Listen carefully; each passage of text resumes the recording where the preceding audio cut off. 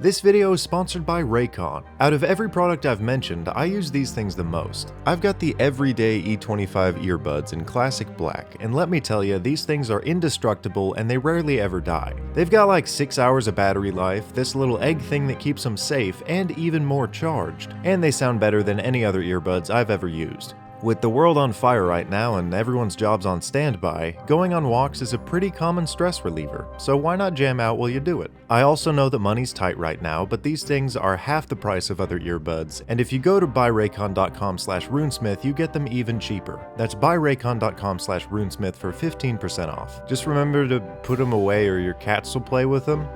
They still work though. Okay, ad time over, bye bye. It's okay if ads annoy you, it's thematic for this video. Today I thought I'd sit down, reflect on how little I actually play D&D nowadays, and then indulge in a guilty pleasure. When writing a dungeon, you want it to be well-paced, have a good story and a reason for it existing, have satisfying puzzles and unique fights. But do you know what? I haven't gotten to just be a dick for a while, and I wanted to unwind my evil coils. So let's make the worst possible dungeon. I asked a few people on Twitter what annoys them in dungeons, got a few good responses and a few responses that weren't helpful, because I asked Twitter. With a few concepts, what I know I don't like, and an evil grin, let's jump right into this first room. I'll be using the back of the Dungeon Master's Guide for rooms and hallways, and I'll stop when I feel like editing is going to make me rip my guts out. And boom, a 10-foot wide passage that splits. Actually, you know what, this is going to be weird to do a room at a time, so let me expedite it for you.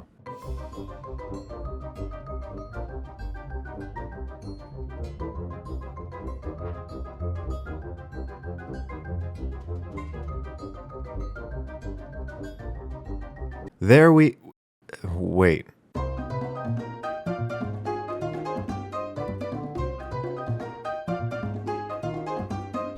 Oh my god, that was annoying. Which I think means we're off to a good start. Okay, so the entry should immediately tell the player that this is going to suck.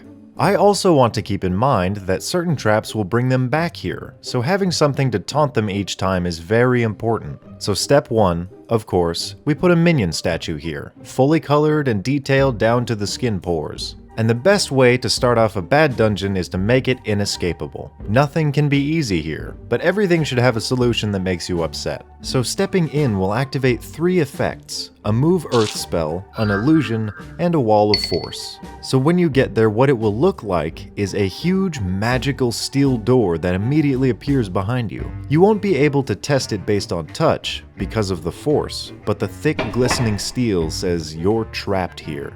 A magic mouth on the minion statue will activate only when spoken to and will cycle through these replies. Did you see the new Sonic movie? The new Unearthed Arcana is my favorite. Elves are the coolest race in D&D. The way out is the way you came in. Stealing from a more comprehensive puzzle, this will imply that you have to walk backwards through the wall of force and step into a 10-foot thick wall of dirt, trapping you between magic force and about an hour of claustrophobic digging. Onward! We really want to make the players feel like their actions matter when they don't, and vice versa. So this T intersection will have 2 decoration styles: bleak, bloody, razors on the walls, and the other overgrown, magically lit, and topped off with running water. After 10 minutes of table delegation standing next to a minion, someone will pick a direction. I flipped a coin and we'll design the left first. Past the 10 feet of harmless overgrowth, which will writhe and whip in reaction to every step, they find a very long hallway. I'll call this hallway Life's Middle Finger, and line the entire thing with identical doors. Opening any of the wrong ones will appear to lead into a new room, but when stepped through simply teleport you to the beginning. I found that subverting expectations without reason really itches people's organs, so let's lean into that here. The 2 doorways that lead into rooms will be the first in a long line of mimics here. At the end of the hallway, around the corner, will be a chest. Above the chest are hanging swords, all tied to a string that goes behind the chest. The trick here, if you didn't catch on, is that there's no trick, fuck you. Inside the chest is a butt that farts at the players, and the hanging swords are all mimics. Let's wrap up this isolated section here. After the door mimic is slain, this hallway will be absolute hell in the simplest way. Reaching up to 15 feet high, the top 13 feet of this hall is affected by anti-magic because shut up wizards, these illusions are immune to your first level spell looking ass. Square 1 creaks beneath the player's feet, implying that it may fall. The second square is clearly a 30-foot deep pit with spikes in it, but the square just beyond it is safe. Except it's backwards, haha loser, you jumped over a safe platform into the pit. The next square will actually be a safe platform, and the one after that will be an actual pit. The fact that they aren't consistent, both in pattern and in the fact that half of them are illusions, makes for a game so fun that everyone will leave the table and block you on their socials. Turning the corner of this nightmare, you'll find one side of the wall lined with sarcophagi, and the other appear to be a flat stone wall. Opening any of the, let's say, 10 coffins causes 2d4 random primates to leap out and try to rip your face off. If you survive the speed of a cornered monkey's fists, you'll find a random, very rare magic item inside the coffin. Attuning to any of them physically turns you into a monkey, but you retain all your stats. Also, it does 2d8 necrotic damage because, why not? Moving down the hall into the open room at the end reveals the room at the end. Wording is difficult. Reaching into my bag of dark and hated tools, I grab two things with dexterous fingers and pull out a combo. Ghosts with dad jokes. I'll make it a barren room, dimly lit by a lantern on a poker table, a game currently being played by up to 4 ghosts. If the party joins their game, feel free to play actual poker while cracking as many dad jokes as you can. Hey Bert, are you alright? You look a little pale. No, Craig, I'm half left. If I didn't have such a good hand, Craig, I would have left myself. Man up and grow a pair, Bob. A pair of aces.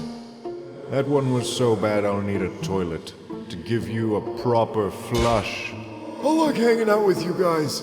It gives me time away from my full house. Your family's been dead for 100 years, Bert.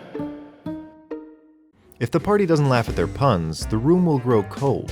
If they try to escape, a goat will block the way. If they try to leave, a wall of leafy vines. If they try to split, a giant banana.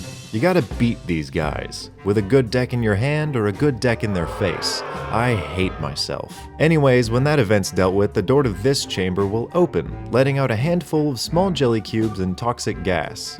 They can run for it and remember the patterns of those pitfalls or wear the jelly cubes on their heads. The jelly cubes are harmless in this hallway, but once they reach this point, they become black pudding. This large chamber up here is filled with sand and a single chain in the middle of the room. Pulling the chain causes the sand to begin to shift, falling into a 5-foot wide hole. This is more of an endurance test than classic trickery, and we're going for the second type of annoyance here, repetition. As it drains, a swarm of insects reveals themselves for a fight in waves. Have this last 3 to 20 waves, whatever fits, and then the sand falls completely away. The party will have to jump down the hole onto the bed of sand, and a living chain will worm its way up to them.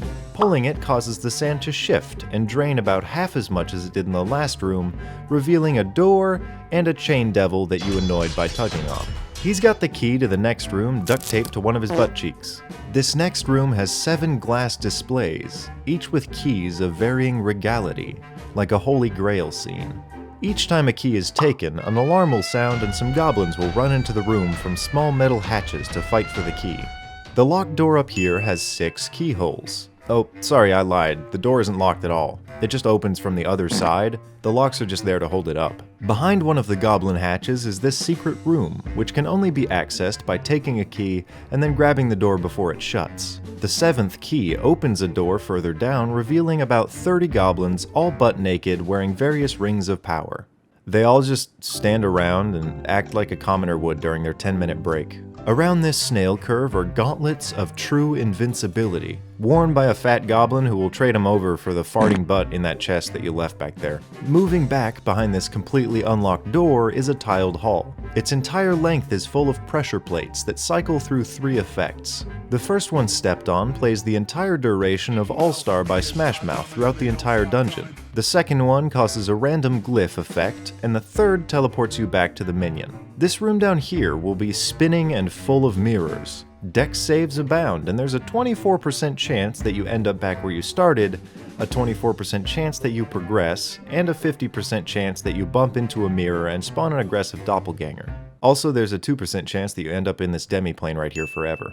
This hallway is affected by grease when you first travel through it, and upon re-entry the grease is an ooblex.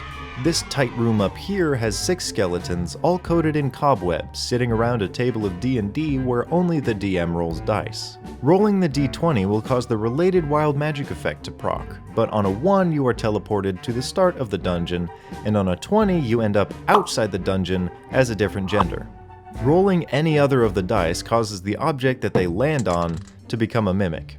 This spiral over here is a classic Mario staircase. Infinite if you continue down its corridors, but short if you turn around. 2 effects persist here. If you walk into the corner of a turn instead of down the hallway, you enter a portal to the 9 hells. Also, the first wish made while walking through this hallway is granted by the spell. Oh good lord, I made this too big. We're finally on the last room. I do still hate myself. Okay, so inside this room is a Sararak wearing my new merch. What a great way to top this off with a merch plug. For real though, the designs are good, so please consider a purchase. If you didn't leave and you don't hate me, you should.